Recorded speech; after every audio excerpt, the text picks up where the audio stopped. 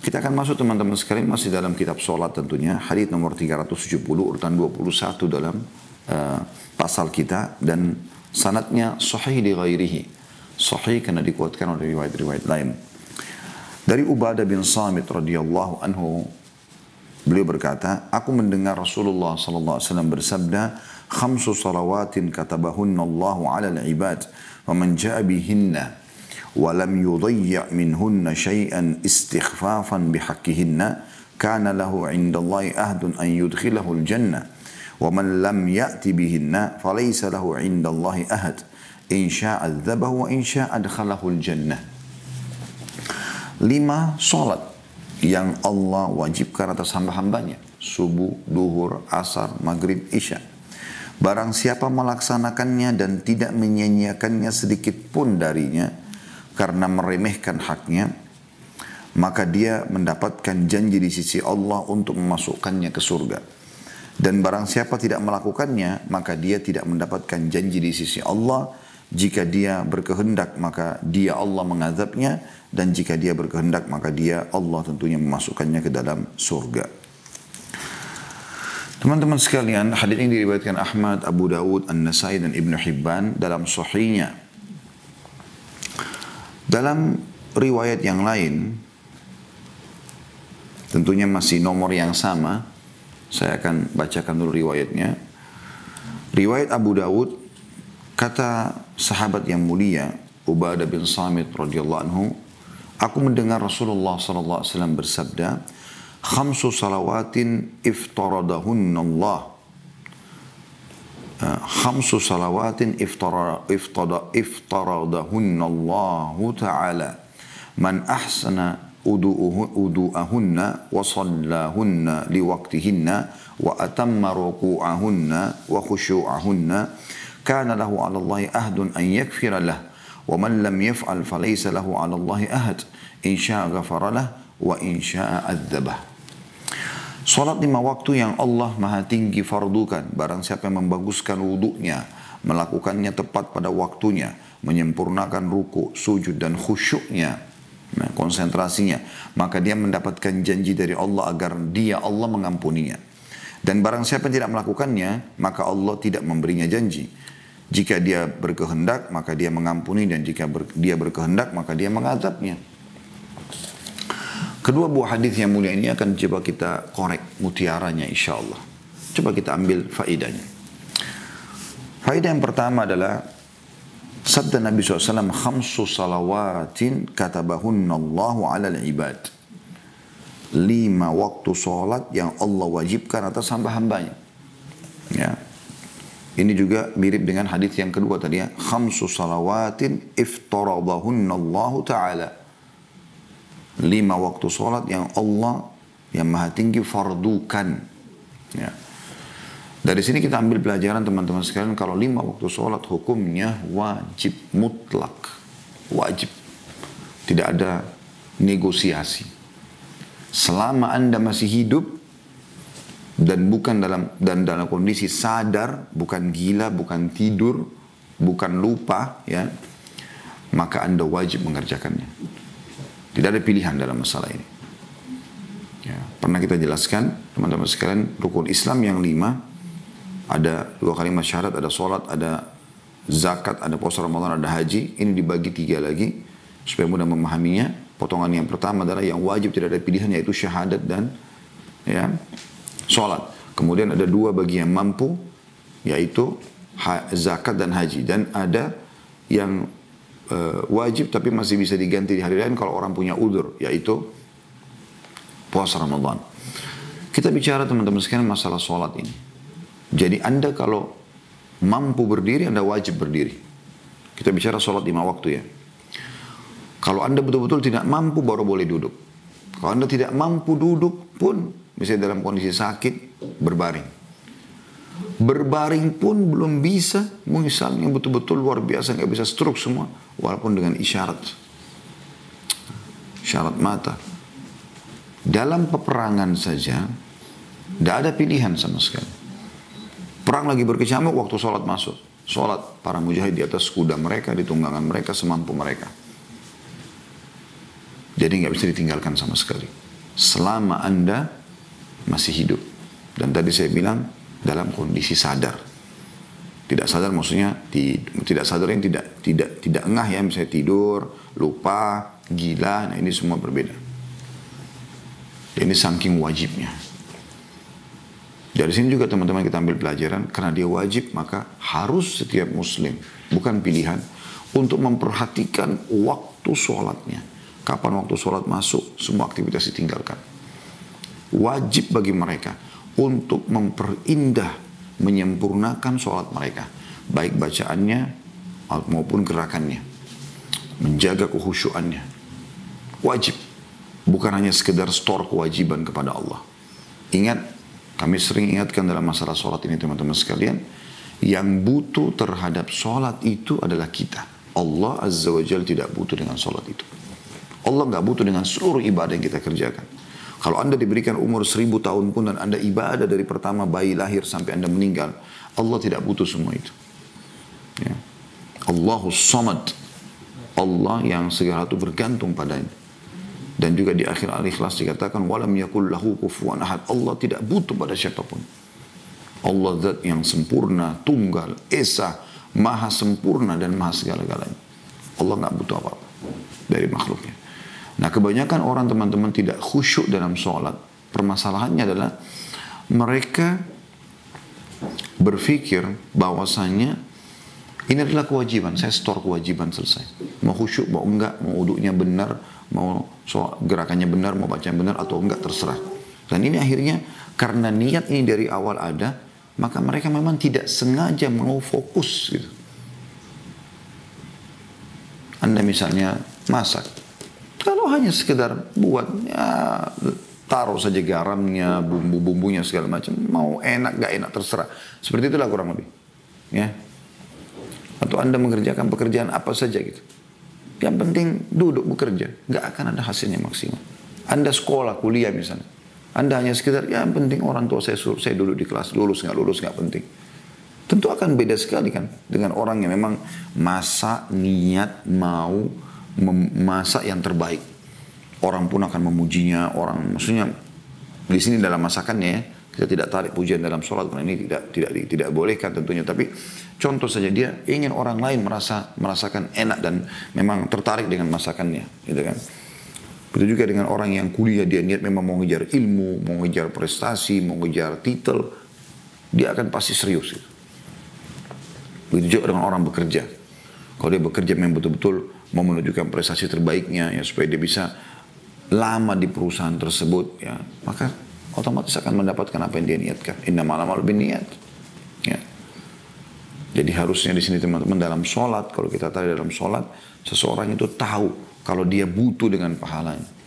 Jangan biarkan syaitan, walaupun kadang-kadang syaitan datang berhasil menggoda kita. Tapi kalau orang dari awal niat mau konsentrasi, maka insya Allah Allah akan berikan dia itu. Ya. Dia akan Allah berikan kehusyuan. Dia jaga dari Allahu Akbar sampai Assalamualaikum warahmatullah. Semuanya dijadikan dengan kesempurnaan. Nah ini kewajiban. Jangan berlalu begitu saja sholat Anda 5 waktu kecuali Anda perindah. Dinukil dari kisah para salafus salih. Mereka itu kalau sudah sholat, teman-teman sekalian, walaupun disengat dahinya dengan kumbang, gitu kan, berdarah. Ada di antara mereka yang kena panah musuh. Mereka enggak goyang sedikit pun. Digambarkan mereka seperti batang pohon kurma yang kokoh.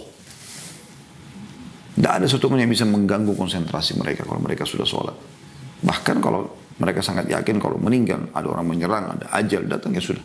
Tapi dia dalam kondisi sholat, husnul khatimah. Mulai detik ini teman-teman, kita berdoa kepada Allah Subhanahu Wa Taala. Semoga saya terutama yang pertama bukan cuma mengucapkan, dan teman-teman semua yang mengikuti acara ini, Allah berikan kita sholat yang benar, sholat yang khusyuk, sholat yang diterima dengan pahala yang sempurna, sholat yang bisa mendatangkan ridho dan rahmat Allah Subhanahu Wa Taala. Dan bukan sholat yang nanti dilemparkan ke wajah seseorang di antara kita, naudzubillah, pada hari kiamat, sebagaimana sabda Nabi SAW seperti itu. Ada orang nanti pada hari kiamat sholatnya diremuk-remuk seperti pakaian yang sudah kusut, yang kotor, kemudian dilempar ke wajahnya. Karena tidak ada nilainya sama sekali. Dari takbiratul ihram sampai salam dia nggak sadar apa yang dia lakukan. Mengkhayal, yang pedagang transaksi dalam sholatnya, yang lagi apalah hobi dengan sebuah aktivitas, syaitan tahu dan dikuasailah jiwanya di situ. Ya. Makanya teman-teman usahakan maksimal waktu-waktu kita terisi dengan amal-amal soleh. Karena kalau terisi dengan amal soleh, dalam sholat pun ada pengaruhnya. Terbiasa zikir, baca Quran, majelis ilmu. Nanti tidak ada godaan dalam sholat itu. Kenapa? Karena syaitan pun kalau mau menggoda kita, menggodanya di situ. Maka ada kebaikan gitu kan. Tidak bisa. Tapi kalau orang tersibukkan dengan hal-hal yang lain yang sifatnya terlalu banyak, mengambil waktunya di situ, maka itu akan secara otomatis akan mempengaruhi pikiran dia. Ya. Itu yang pertama. Yang kedua,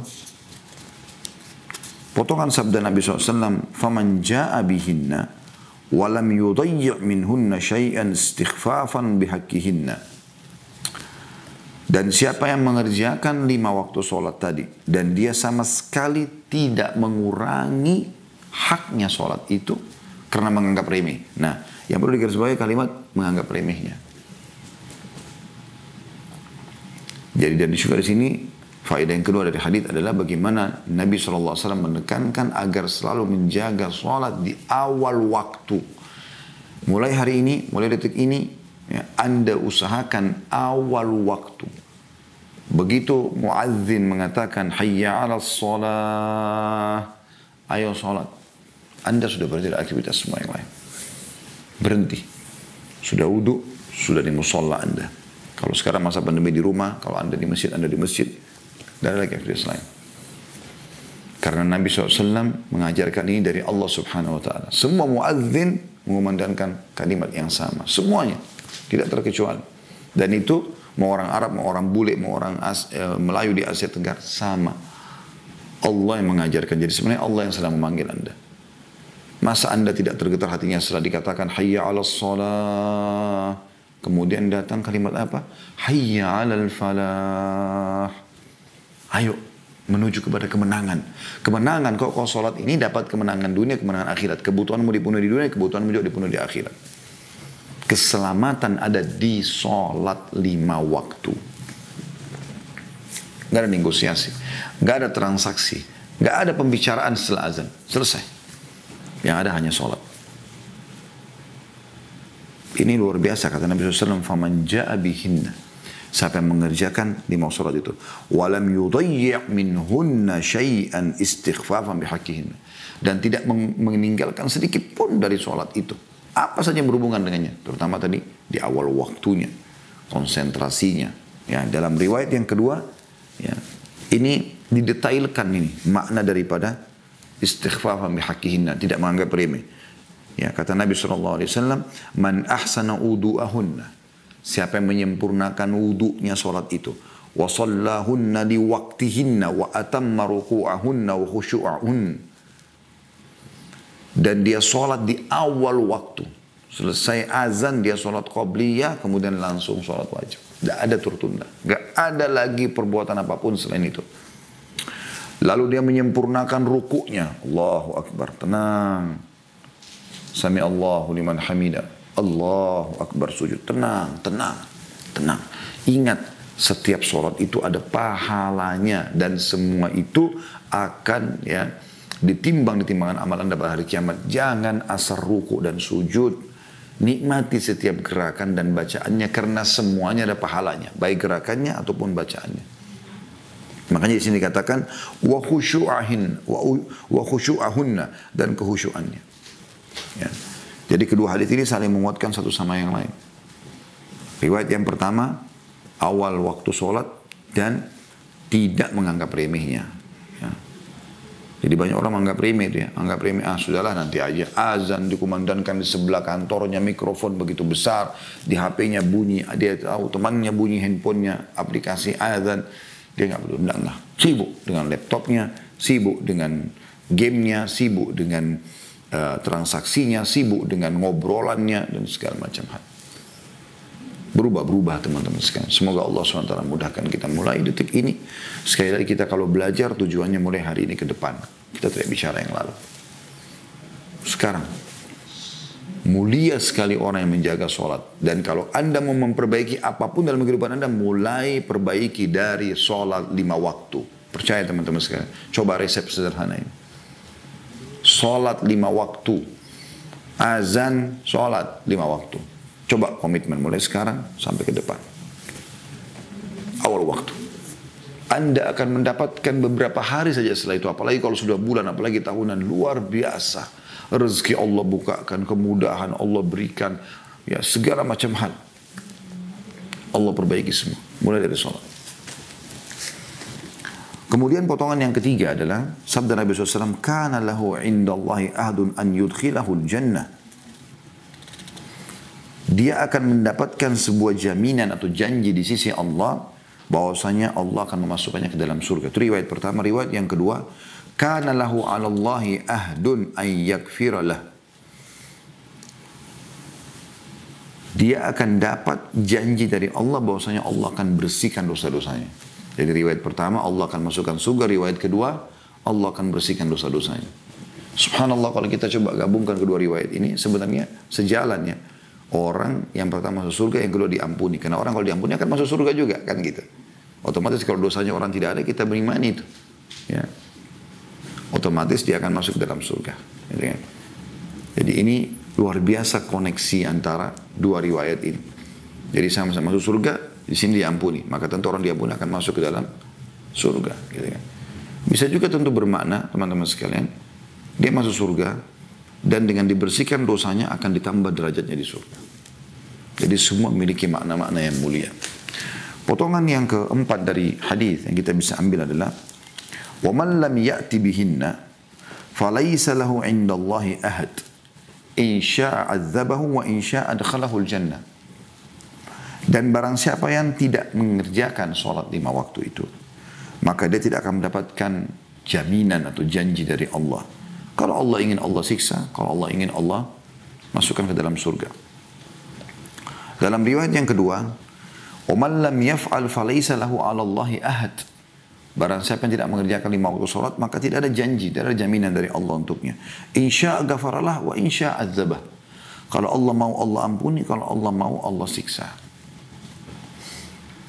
Sekarang yang kita ingin baris bawahi teman-teman, salah satu pemahaman ahli sunnah wal jamaah adalah tahta masyiatillah. Orang-orang pelaku dosa besar ini di bawah naungan Allah SWT. Selama dia muslim ya. Selama dia muslim. Di sini penutupan hadits yang mengatakan insya adzabah wa insya ghafaralah, atau insya adzabah wa insya adkhalahul jannah. Riwayat yang pertama, riwayat yang kedua insya ghafaralah wa insya adzabah. Kalau riwayat pertama, kalau Allah mau Allah azab dia, kalau Allah mau Allah masukkan ke dalam surga. Riwayat yang kedua, kalau Allah mau Allah ampuni dia, kalau Allah mau Allah siksa dia. Dua riwayat ini tidak bentrok tentunya. Kalau orang diampuni tadi saya bilang akan masuk ke dalam surga otomatis. Tapi yang perlu kita garis bawahi adalah kita tidak bisa memvonis teman-teman sekalian pelaku dosa besar pasti masuk neraka selama dia muslim. Selama dia muslim.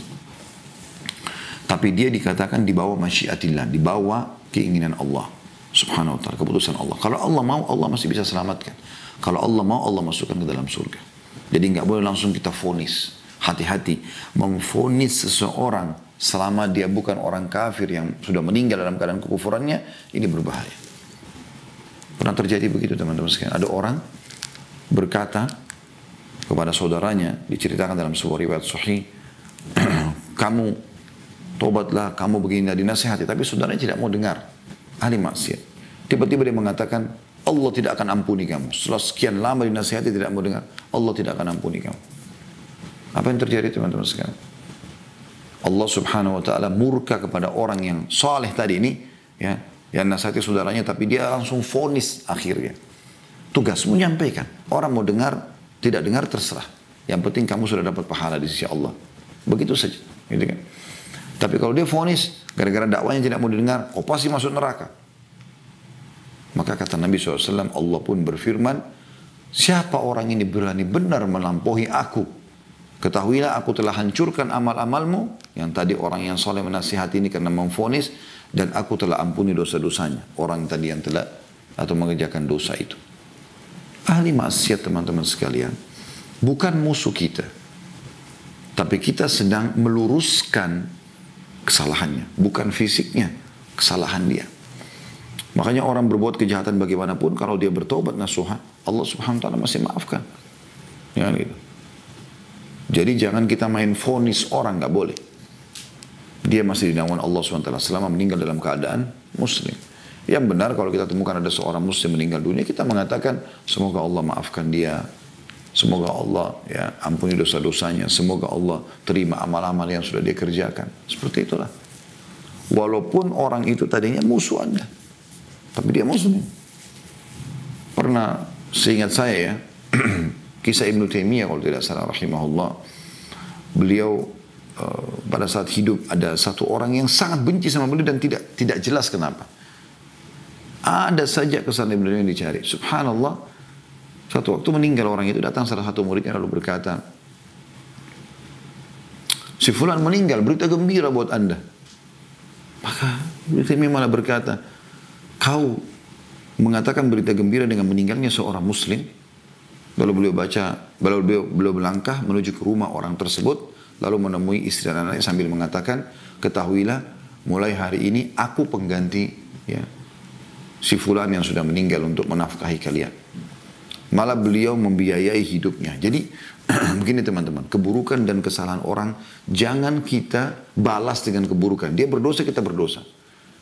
Orang mukmin yang cerdas adalah bagaimana justru keburukan orang itu dia tunggangi untuk dia dapat pahala dari situ. Kan gitu. Orang marah-marah, kita senyum saja, selesai. Kita salah, kita minta maaf. Kan gitu. Kita benar, kita sudah memaafkan, kita selesai. Ada hak kita yang belum diambil, kita mau maafkan, silakan. Kita mau tuntut di akhirat, itu juga hak kita. Jadi kesalahan orang justru kita tunggangi untuk menjadi pahala. Tentu bukan di sini kita menggampang-gampangi. Misalnya ada orang berbuat salah, semaunya saja dia melakukan pelanggaran, lalu kemudian kita tidak hukum. Tidak, kita serahkan hukum kepada hukum yang berlaku misalnya. Udah. Tapi di sini teman-teman sekalian, kalau ada orang-orang yang misalnya wanita belum berhijab, orang belum sholat, ada orang yang melakukan kelalaian-kelalaian, sebenarnya mereka adalah ajang pahala buat kita. Kesempatan kita mendakwahi mereka. Kembali kepada kaidah tadi, jadi dalam kaidah Ahlussunnah wal Jamaah, pelaku dosa besar itu tidak langsung divonis masuk ke neraka, tapi dia di bawah masyiatillah. Sebagaimana hadis tadi ini. Kalau Allah mau, Allah maafkan. Kalau Allah mau, Allah siksa. Itu riwayat yang kedua. Riwayat yang pertama, kalau Allah mau, Allah siksa. Kalau Allah mau, Allah masukkan ke dalam surga. Tapi ingat, selama dia Muslim.